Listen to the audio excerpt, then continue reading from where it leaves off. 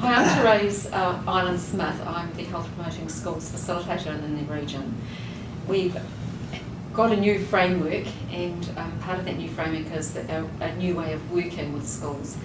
And the new approach is that we want to work alongside schools and strengthen what you're already doing. So we're going to provide the health and wellbeing support that you may need in order to help you meet your targets, particularly around your vulnerable community members. Oh, that'll be really excellent, because we got a lot of kids that are struggling with food and bringing nutritious kind into schools and stuff like that. A lot of them are bringing quite unhealthy food, and we really we're trying to stamp that out. We've got quite a bit of obese problem within our school, and we're looking at healthy choices for our kids. So I think this will come in handy. Do you provide stuff like that for? So you've talked about your concern around healthy eating. So that's a concern that you have. How does that come to your attention? We just hear it through our teachers. Really, our staff sort of pick it up. They kind of like see what the kids, what's in the kids' lunch boxes and what they're eating at lunchtime, and they kind of like flag it to me. So that's how it's sort of come to my attention. And have you raised this issue, or has there been any discussion or kōrero between you and the parents and the students around that? Not really. We haven't sort of like gone to that point yet. We thought that if we have good policies and things in place, that hopefully our parents will abide by our rules at school. And why do you think it is that the students are bringing things to school that you think are not healthy for lunch? I think sometimes it's just the families that they're in, and they're just sometimes it may be the easiest thing for them to do is just to go and grab a Coke and a pie, and a packet of twisties.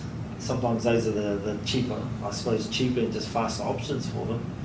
So why do you think they'll be looking for cheap and fast options? Well, it's most probably a lack of money in the homes. And poverty is a big thing at the moment. A lot of families are struggling quite a bit. So if you put a policy in place for around healthy eating, how do you think that's going to address healthy eating if you've got poverty as the main driver? Is putting a policy in place actually going to work? Well, like I said, hopefully that they'll be able to, I suppose, abide by the standards of the school. And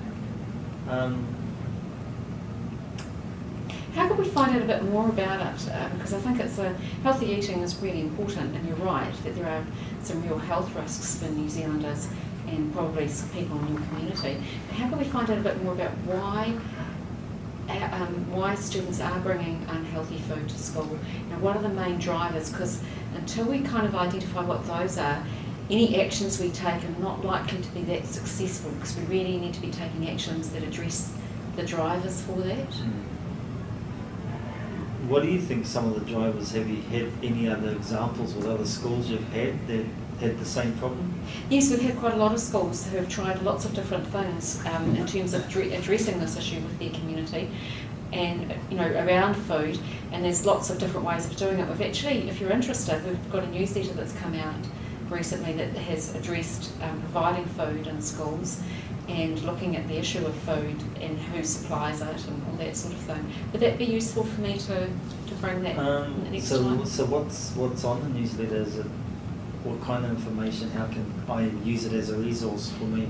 Well, there's quite a lot. There's it talks about different approaches to addressing food and food provision, and there's about 3 different types of approaches that schools take, and gives examples, and it also gives you a whole list of providers of food. Has it got links yes. that we can? Oh, okay. Yeah. Yep. And who provides it. But I'd really like to talk a bit further about that with you.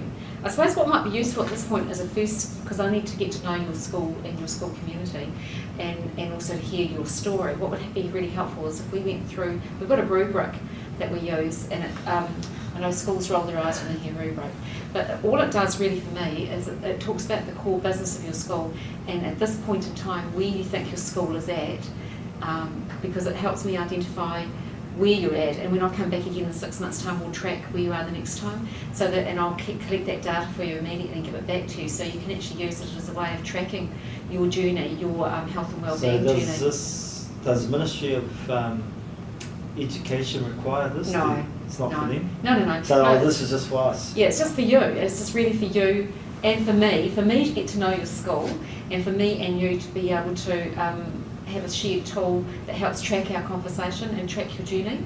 It's also really useful for you after you've done this is to share it with your staff, and there may be things out of here too, particularly that you might want to share with your community as well, because there might be areas that you're identifying that might be areas that you want to be advancing or improving in for the next year. And you may even, it may be good really to also consider putting things in your charter. It may influence that as well. But it'll only take 20 minutes of our time. But it will certainly help me, and certainly I think it will also help us in our discussion around the food issue that you've raised. Yeah. Because I'd really like to add support for you there in that area. So if we just go through and have a